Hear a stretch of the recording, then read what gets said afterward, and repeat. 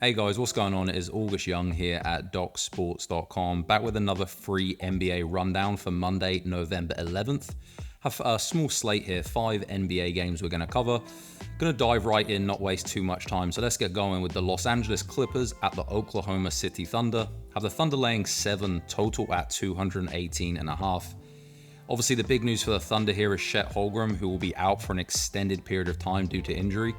He's huge for this team, so check this out. When Holmgren's on the floor, they have a 55% effective field goal percentage, 59% true shooting percentage, they score 116 points per 100 possessions, and 99 points allowed per 100 possessions.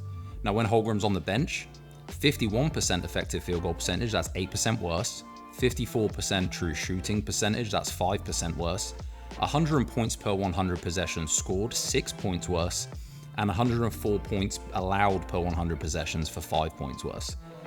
I mean, this is a big number until we see how they manage extended periods of time without him, and for that reason, I am willing to pay to find out. I see value on the Clippers here at +7. Going to move on to the Brooklyn Nets at the New Orleans Pelicans. The Nets laying 1.5, total at 210.5.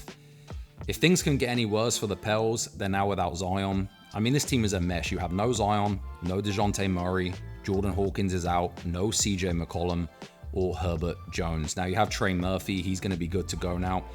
But that's about it, and he's definitely not 100%. This team is just decimated with injuries. Nets are favored for good reason here. We're willing to lay it, and we're going to take them on the money line at -120. Now moving on to the Washington Wizards at the Houston Rockets. Have the Rockets laying 13 here, total at 228. Huge number, especially on a back-to-back after a close game last night. But that is often for good reason. Now, for what it's worth, I looked at how teams have historically done when coming off a one-possession game the night before, and they cover the spread just 47% of the time. But, big thing here, when listed as double-digit favorites, where most would think the line is too high, the cover rate moves to 60.2% against the spread. That actually improves to 61% when at home. The Rockets are still much better than most realized, despite failing to cover again last night, and I think that's the reason we're getting an extra point or so of value here. I think they blow the Wiz out bad, willing to lay the 13. Now we have 2 more games here, but before I move on, I want to remind you all, if you do want access to my premium picks, which I've been doing very, very well over the last month, but some of the best numbers you'll see, if you click down below in the description, you'll see there is a link. If you follow that link and you're not a member of Doc Sports or a client, you'll get a free $60 parked in your account. There is no obligation, nothing else you need to do, and you can use that free $60 for any of my premium selections. So you can get my premium picks. I have a 7-unit NFL going tonight for Monday Night Football. Football's on like an 85-unit run. You can get that 7-unit completely free by clicking that link below to get the free $60 account activated. So let's move on to the Cleveland Cavaliers at the Chicago Bulls. We have the Cavs laying 8, total at 237. The Cavs still undefeated, 11-0 on the season. Just incredible stuff. They rank first in adjusted offensive rating. The only negative, if there is such a thing, I don't even know if you can call it a negative, but they have played a very easy strength of schedule, which currently ranks 25th. Still, the Bulls aren't great, not 100% healthy either. Levine is expected to play, but he's dealing with some stuff here, as I've mentioned before.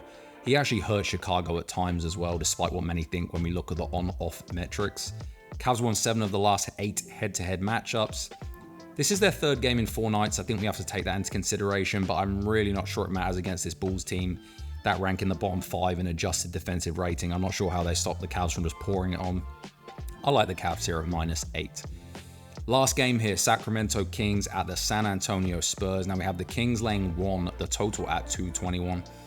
I'm going to say I like the Spurs here at +1 here at home, based on a solid trend that we like to utilize from time to time. That trend is this: fading teams coming off an overtime win the night before has produced a 59.7% win rate against the spread. That actually improved, and that, just to clarify, that spans a 300-game sample size. So this isn't just a one-off thing. This actually improves to 68% when we're looking at home dogs specifically. Now, both teams are similar in terms of record and spread, but San Antonio have played the tougher strength of schedule as well. They've also covered 3 of the last 4. I like them here as small home dogs at +1, and that is going to be the free lean. So not too many games here, guys. I hope you appreciate these free rundowns. They've been doing very, very well. And as always, if you did like this content, please give the video a thumbs up, comment your thoughts down below on what you think of these picks. Also subscribe to the channel. It really does help us gain more traction and keep these videos coming. Once again, this is August Young with DocSports.com. Thank you for watching. See you guys next time.